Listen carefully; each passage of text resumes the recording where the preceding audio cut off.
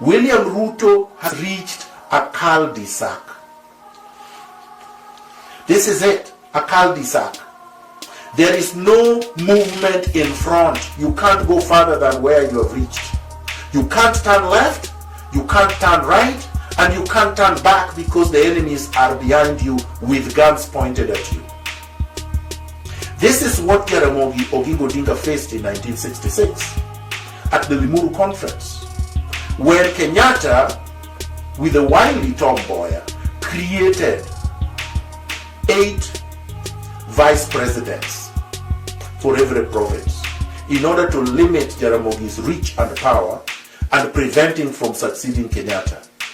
They had killed, assassinated, Pio Pinto Gama, who was Jaramogi's eye, strategic, tactical brain.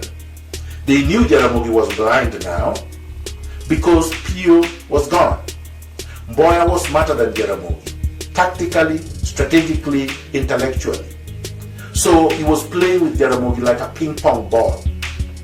Kenyatta then strangulated Jaramogi by not only chasing him out of Kanu, but also making sure that he conducted a choreographed rigging scheme in the little general election that followed, in which he rigged out every major political player that was supporting Jaramogi.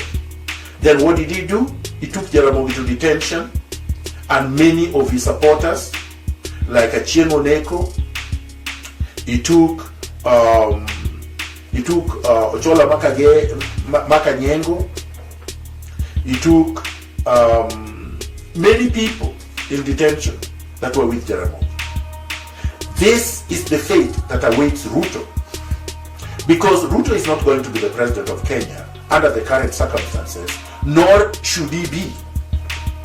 Now, he's facing not just a cul-de-sac, he's facing dangers that are far surpasses the dangers that he faced when he went to The Hague. Because at least at The Hague he had Kenyatta, who was a scion of Jomo, who was being protected by the West, and therefore, even though his back was against the wall, but there were two. In fact, there were more than two. But there were two in the sense that he had a Kenyatta. Right now, William Ruto is alone, and the ICC cases were terminated.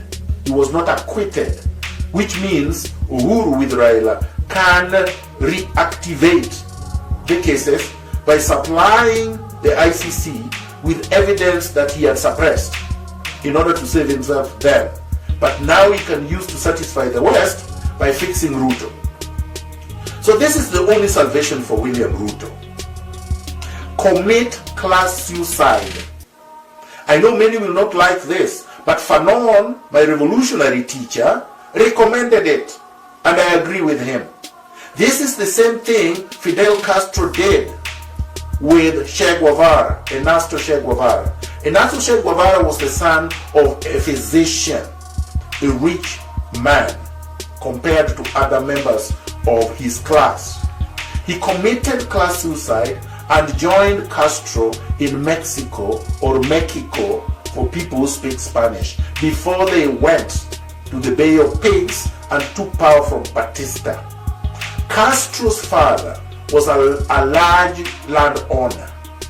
Castro decided to commit class suicide by rejecting the privileges of his class, his father's class. He nationalized the estate of his father. His father was a supporter of Batista. He fought against his father's interests and his family interests. He committed class suicide as an elite. That's what Vladimir Lenin did in Russia in 1917. That is when the revolution occurred. But before the revolution, Vladimir Lenin came from a privileged background, was studying law. The same as Castro. This is what I recommend for Ruto. Now he can take it or he can leave it. If he takes it, it means that he must restitute fully for all the wealth that he has stolen from the Kenyan people. He must return He must return